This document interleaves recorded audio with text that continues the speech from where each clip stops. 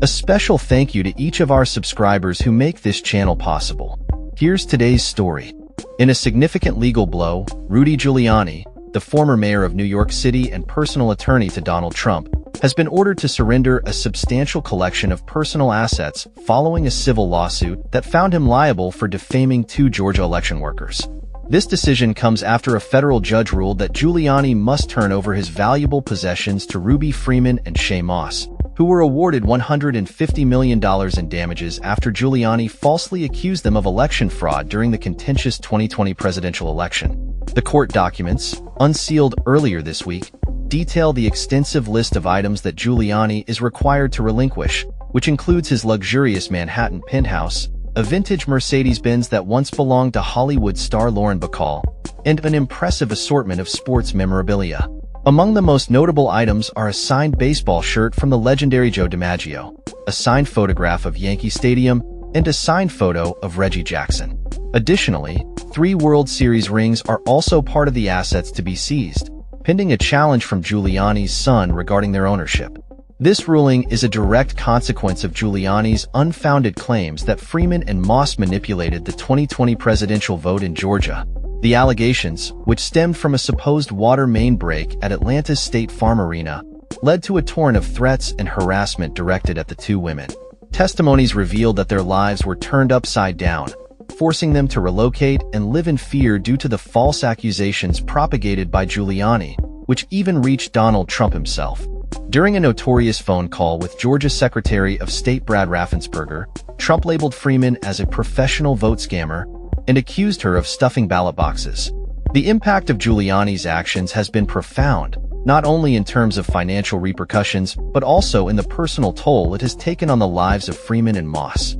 Moss, who testified before the House January 6 committee, described the emotional and psychological damage inflicted upon her and her mother, stating, "It has turned my life upside down. I don't want anyone knowing my name. I second-guess everything that I do." These statements highlight the severe consequences of misinformation and the ripple effects it can have on individuals' lives. In addition to the financial penalties, Giuliani's legal troubles have compounded over the past year. He was permanently disbarred in Washington, D.C., after a court ruled that he had forfeited his right to practice law due to his attempts to file baseless lawsuits challenging election results. This disbarment reflects a broader trend within the legal community regarding the consequences of spreading disinformation and the importance of maintaining integrity in legal practices. As part of the recent ruling, Giuliani has been given a strict deadline of 7 days to comply with the order to transfer his assets to a receivership controlled by Freeman and Moss. This includes not only his penthouse and vintage car, but also various items of furniture, a television, jewelry, and an extensive collection of 26 watches. The court's decision underscores the seriousness of the defamation case and serves as a warning to others about the potential repercussions of disseminating false information. Furthermore, the judge has indicated that Freeman and Moss may pursue legal action against Donald Trump for the $2 million he owes Giuliani in unpaid legal fees, further complicating the legal landscape surrounding this case. The ongoing saga of Giuliani's legal battles serves as a stark reminder of the consequences of misinformation and the importance of accountability for public figures. As the story continues to unfold, it remains to be seen how Giuliani will respond to this latest legal setback and whether he will be able to retain any of his valuable possessions. The ruling has already sparked discussions about the responsibilities of public figures in the age of social media and the potential for legal repercussions when false claims are made. In conclusion, the court's decision to order Rudy Giuliani to surrender his assets represents a significant moment in the ongoing battle against misinformation and defamation.